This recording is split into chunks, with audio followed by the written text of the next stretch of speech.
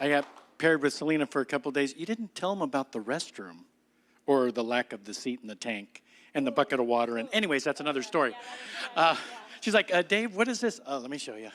Anyways, those are things where God stretches us to places that, maybe we're not used to. And one of them was when Paul were at that restaurant and he says, hey, let's go out and pray for people. And I'm thinking, hey, I want to eat.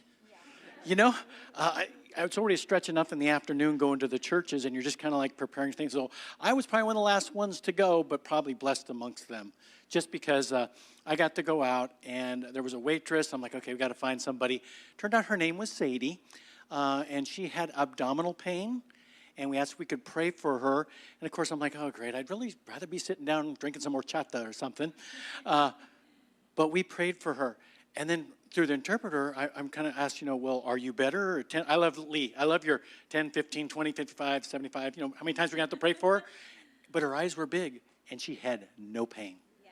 So it wasn't, he heals at all different speeds.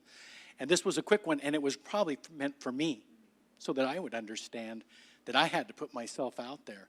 It's hard to put yourself out there. And I thank all of you that sponsored and helped us not go. And I know I had some anonymous donors that I don't get to thank, and they've had some too.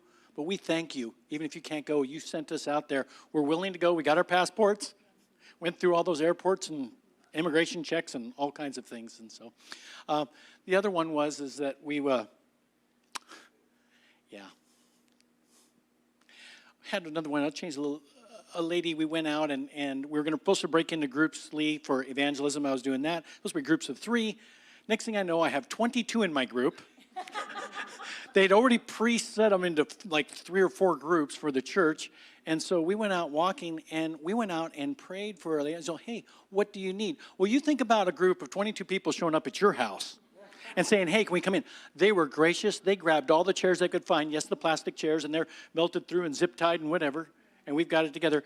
She had a tortilla, and she needed prayer for her business and rain. So we prayed for business and rain. So good. Talked to the people what she needed. Then she talked about her body and things that she had. And it really set in my heart to understand that we need to go out and meet people where they are, help them however we can. And what the church did there, they put barrels outside her house, and they put water in them for her. Wow.